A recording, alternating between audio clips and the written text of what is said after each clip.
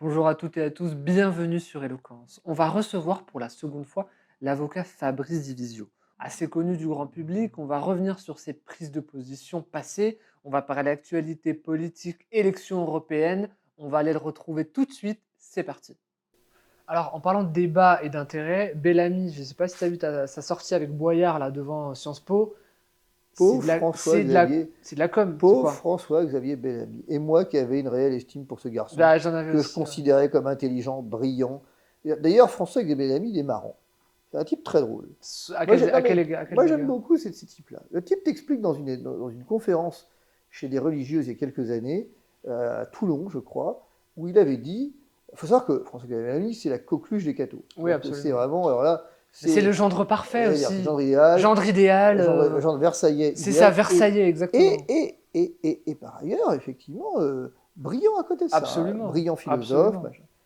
Il avait expliqué que. Ancien prof de Si, bien philosophie sûr, sûr, d'ailleurs. sûr, sûr. Maître de conférence d'ailleurs. Maître des conférences, je sais pas. Prof, agrégé, je pense même. Agrégé, oui, oui. Ouais, agrégé était prof au lycée. Mm. Mais le fait est que ce qui était intéressant, c'est qu'il expliquait dans cette interview, enfin, pas, c'est pas dans une conférence, il expliquait que quand même, on peut se poser la question, est-ce que vous voudriez que vos enfants soient enseignants? C'est important, voilà, de changer le monde avec des enfants qui sont enseignants. Et moi, je trouve qu'à un moment, les enseignants qui quittent le système, bah, c'est une question. Il ne faut pas avoir honte d'être enseignant. Oui, enfin bon, je note qu'être député européen, c'est quand même vachement mieux qu'être enseignant. Je ne veux pas ici En dire que termes c'est... d'émoluments, en tout cas, oui. Bah, c'est ce que j'allais dire. Je ne veux pas ici dire qu'effectivement, il a gagné au change.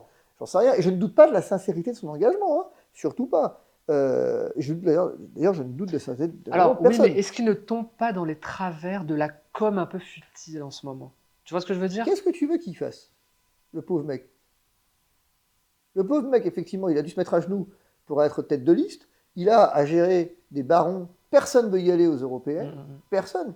Tu sais qu'on me racontait une anecdote, fake ou pas, j'en sais rien, mais un conseiller en communication politique me racontait que, en fait, les européennes, c'est l'endroit où on recase les emmerdeurs.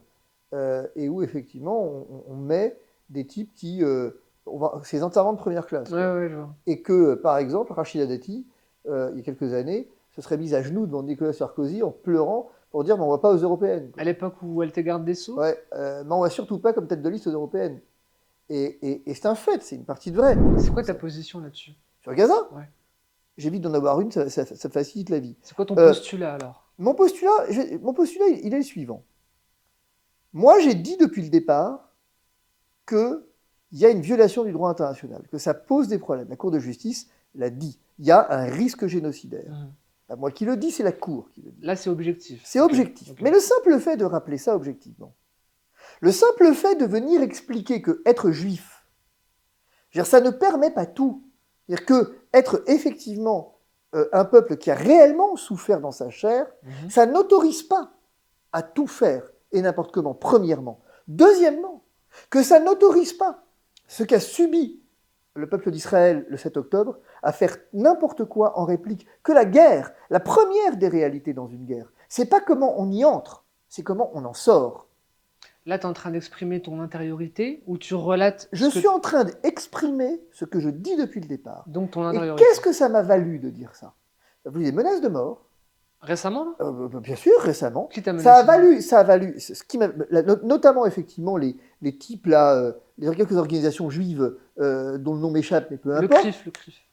Non, pas le CRIF, mais d'autres, je crois que c'est la brigade juive ou des choses comme ça. Enfin, des types un peu, voilà, à un point tel que ma fille s'est fait opérer en février, le 6 février, elle s'est fait opérer en présence de 2 gardes du corps, Ah oui, en d'accord. permanence. Ah, mais c'est incroyable Pourquoi? ça. Parce qu'on avait reçu sur notre À téléphone domicile? des menaces en disant je sais où ta fille va se faire opérer, Ah et putain. je sais, voilà. Donc, je ne dis pas que ces menaces auraient été mises à Oui, exécution. oui, bien sûr. Je dis que j'avais 2 stress à gérer. C'est celui de déjà ma fille. gravissime, c'est déjà gravissime. Bien sûr, je dis que j'avais 2 stress à gérer, celui de ma fille qui se fait opérer, et je ne pouvais pas gérer en plus le stress de sa protection. Donc il y a 2 gardes du corps qui ont été protégés.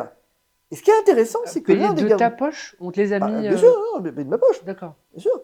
Non, Et, parfois, tu as une préfecture ou le non, commissariat. parce que, alors là, j'ai déposé... Alors, ce qui est très intéressant, c'est que Bah oui. là où il y a un débat intéressant sur cette question, je note que quand effectivement quelqu'un fait de l'apologie du terrorisme prétendument ou pas, eh bien, il est immédiatement convoqué, et sans doute est-ce normal, Bien sûr. mais je note que tous ceux qui ont reçu des menaces de la part de tarés se prétendant ce que tu veux au nom d'une certaine morale juive, eh bien, et qui ne sont pas représentatifs du judaïsme, eh bien, eux, personne pour l'instant n'a été poursuivi et personne pour l'instant n'a été inquiété. On peut s'interroger juste sur ce point de 10 secondes. Est-ce que c'est la lenteur de la justice ou est-ce que c'est Non. voulu Je inconsciemment, crois, non, d'abord, implicitement c'est pas implicitement, c'est explicitement. explicitement Il y a une parole autorisée en France et une parole interdite. Je l'ai dit pendant le Covid et je le redis sur Gaza. C'est comme ça. Tu fais un pont entre les deux, du coup? Le pont que je fais, c'est que je note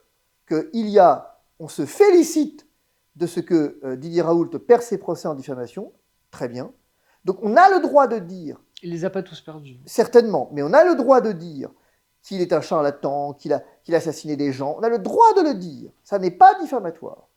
Par contre, effectivement, attention, si tu commences à imaginer de dire de Karine Lacombe ou qui tu veux, que voilà, attention si tu dis que ceux-là ont raconté des conneries à longueur d'année. Tu peux pas. Tu peux poursuivre Raoult parce que il a eh bien, fait la promotion d'un traitement prétendument inefficace ou ce que tu veux. Par contre, tous ceux qui ont promu la vaccination, qui paraît-il empêchait la transmission, que ça a été dit et redit, eux, tu peux pas les poursuivre. Alors j'ai une question du coup. Pourquoi cette liberté à géométrie variable? Parce que la liberté est devenue une variable d'ajustement politique, rien d'autre. Et qu'aujourd'hui, tu avais le politiquement correct, le médiatiquement correct, tu as le juridiquement correct, le judiciairement correct. Parce qu'aujourd'hui, tu as un système judiciaire qui a décidé, en fait, parce que le parquet n'est pas indépendant, et que tant que le parquet sera à la solde et sera un préposé du garde des Sceaux, tu auras une politique nationale judiciaire qui sera induite par des parquets de plus en plus politisés. C'est tout. Et que l'affaire Fillon en est un bon exemple. D'un côté, on a le parquet qui se mêle de l'affaire Fillon en un temps record. Le PNF, on rappelle. Le PNF, parquet une national ouverture financier, on d'information rappelle judiciaire. pour les gens qui nous regardent. Une ouverture d'information judiciaire en temps record. La justice doit passer et on s'en félicite. Macron, ça fait combien de temps? Moi, je suis tombé sur un truc très marrant là. Un article de 2022, enquête ouverte pour le financement de la campagne d'Emmanuel Macron. Alors, on pourrait dire enquête entrouverte. Pour les autres, c'est des enquêtes ouvertes, et pour le pouvoir en place, c'est des enquêtes entrouvertes. Et bien, c'est comme ça que ça fonctionne, la République bananière. Et ce qui se passe aujourd'hui autour de Gaza... La République bananière. Bien sûr, la République bananière, c'est lorsqu'effectivement, concrètement, il y a des systèmes de protection. Et aujourd'hui, et que finalement, tu as les opposants qui sont poursuivis et les partisans qui sont exempts de poursuite. Et que tu as une parole autorisée et une parole interdite. C'est tout. Que ce que j'observe, c'est que finalement, tu as le... Est-ce que tu imagines la violence à l'égard des musulmans de ce qui, depuis le 7 octobre, je voudrais bien qu'on mesure un peu les choses.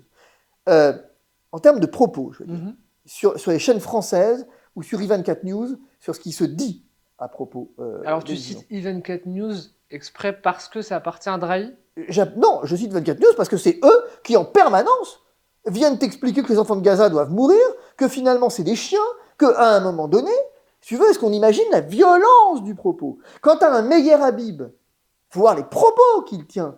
Ils sont tous susceptibles de tomber sous le coup de la loi pénale. Il faut voir sur ces news. Alors pourquoi ils ne tombent pas sous le coup de la loi? Mais alors, ils tombent sous le coup de la loi pénale, simplement il faut des gens pour les poursuivre. Il faut effectivement... Il n'y a pas d'autosaisine, comme on dit. Non, c'est ça. Et alors, il faut mesurer aussi ce qui se dit. Enfin, à un moment donné, moi, j'avoue que je ne comprends plus. C'est-à-dire qu'aujourd'hui, on est capable de m'expliquer sur Gaza que soutenir Gaza, c'est finalement soutenir l'islamisme et le terrorisme. On en arrive à ça. Je me dis, oh les gars, vous ne voulez pas redescendre 2 minutes là? Vous ne voulez pas redescendre tous 2 minutes? Et à un moment donné, on n'est pas capable d'avoir un débat apaisé dans ce pays et avoir un débat d'idées. On est obligé d'avoir en permanence des attaques ad nominem avec des réductions ad complotistes, ad antisémites. Mais vous êtes des malades, en fait. Je veux dire, mais à l'inverse, soyons honnêtes et allons plus loin. À l'inverse, quand moi je dis, attention les gars, l'antisionisme, faites gaffe quand même, quoi. Parce que la limite entre l'antisionisme et l'antisémitisme, elle est ténue. Elle est ténue quand même. Moi, je suis pas un grand... Voilà. Puis moi, je suis un grand admirateur, pour le coup, de l'État d'Israël.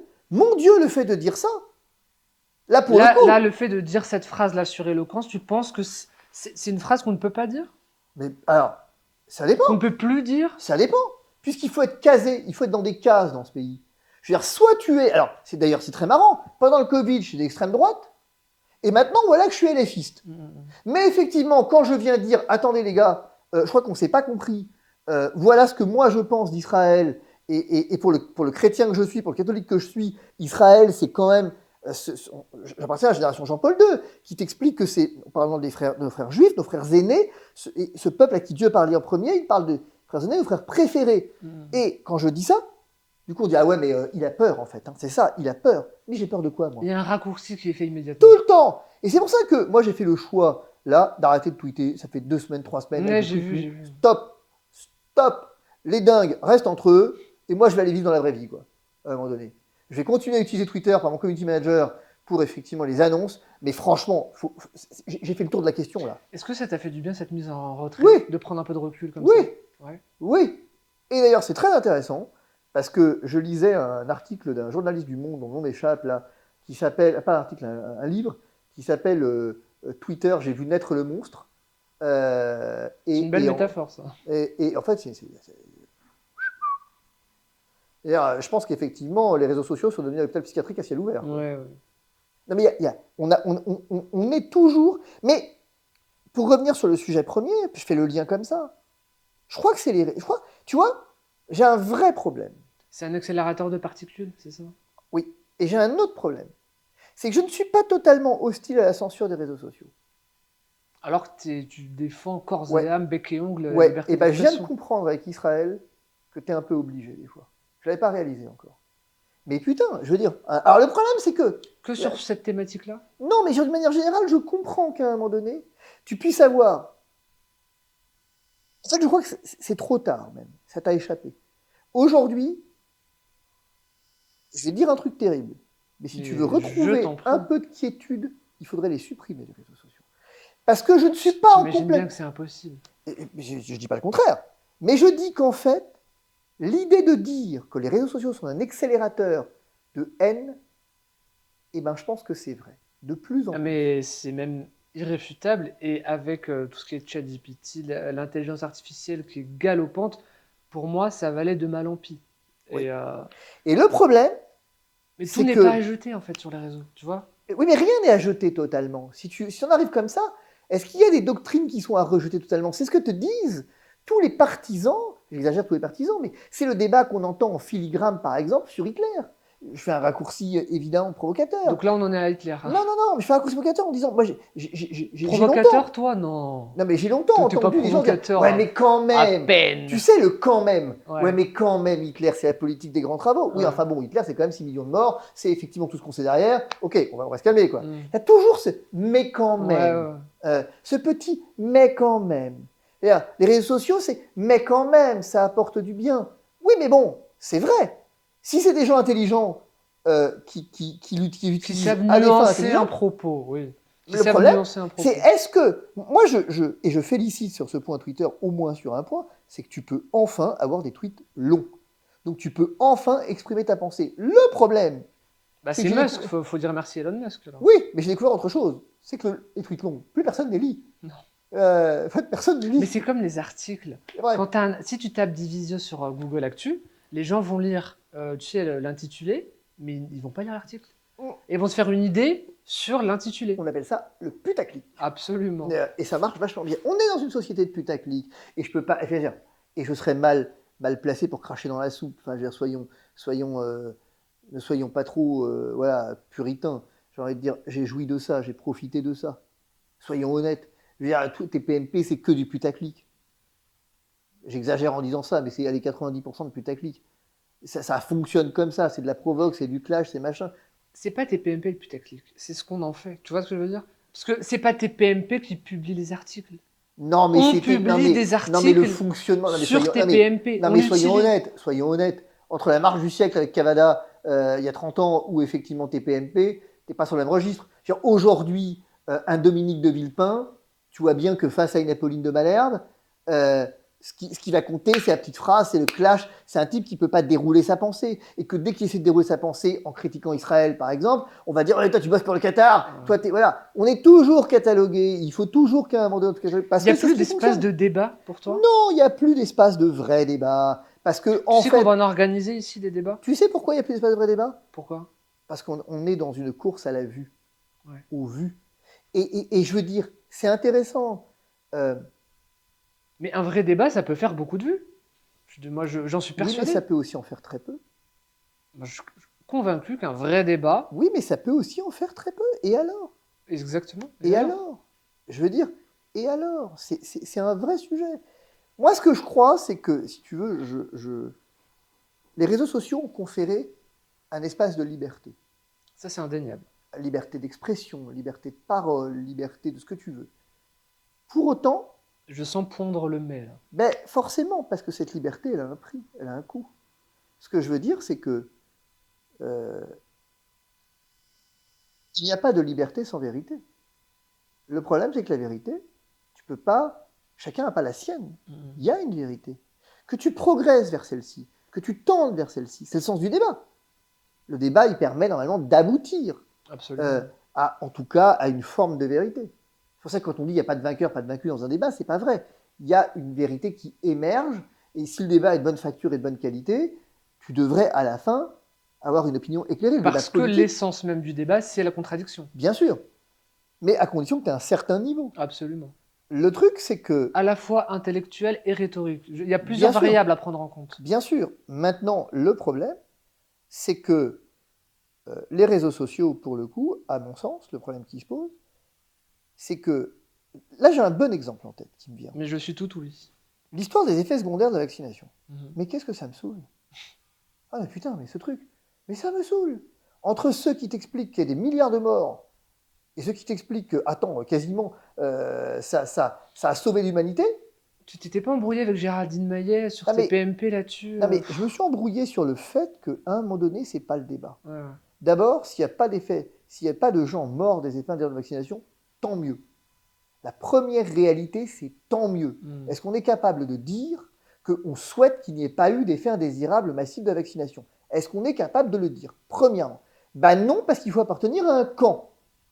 Or, moi, je le dis, si effectivement, j'espère de tout cœur qu'il n'y a pas eu d'effets indésirables massifs de la vaccination. Je ne suis pas capable de le dire. Mais ça, c'est pas une position, c'est une aspiration légitime. Non. La position, c'est de dire, aujourd'hui, dans l'état actuel des données, nous ne sommes pas capables de discerner avec une acuité suffisante la question des effets indésirables de la vaccination, premièrement. Alors, acuité insuffisante par manque de recul? Par manque de recul, parce qu'effectivement c'est encore un peu tôt, parce qu'il y a le problème de la pharmacovigilance, et je ne dis pas que ça n'existe pas, comme je ne dis pas qu'il n'y en a pas eu, je dis pas qu'il y en a eu, je dis que c'est trop tôt à mon avis. Et deuxième point, je dis que ce n'est pas le débat. Je dis que ce n'est pas le bon débat. Je dis que tout le monde se trompe, et ce débat-là, tu ne peux pas l'avoir. Est-ce qu'on est capable de l'avoir de manière apaisée? Tu as fait traverser l'autoroute à pied en pleine heure de pointe, et on dit, t'as vu? Les uns te disent, il y a eu des morts, donc c'est pas bien. Et les autres te disent, mais arrête, putain, il n'y a pas eu de mort, personne n'a été shooté, donc c'est bien. Et donc on va pouvoir instaurer comme sport maintenant la traversée de l'autoroute à pied en heure de pointe. La vérité, c'est que tu as eu une AMM conditionnelle, qu'on a forcé des gens à se faire vacciner avec un chantage odieux, et que ça, c'est pas de la santé publique. Il est là, le débat. Est-ce que tu peux encore l'entendre? Est-ce que tu peux avoir un débat là-dessus aujourd'hui? Bah non, tu peux pas.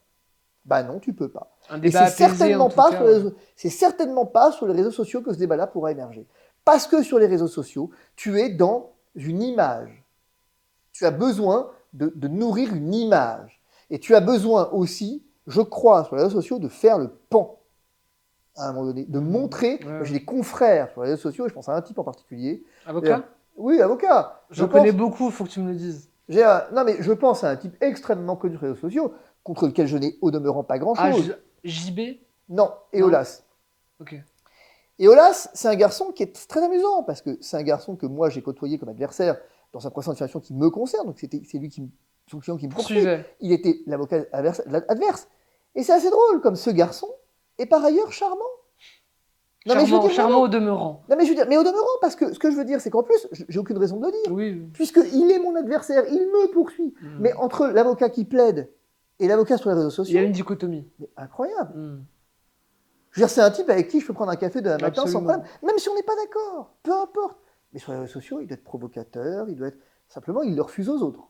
Ah, forcément. Ah, c'est ça, la liberté, c'est la tienne, pas celle des autres. Il le refuse aux autres.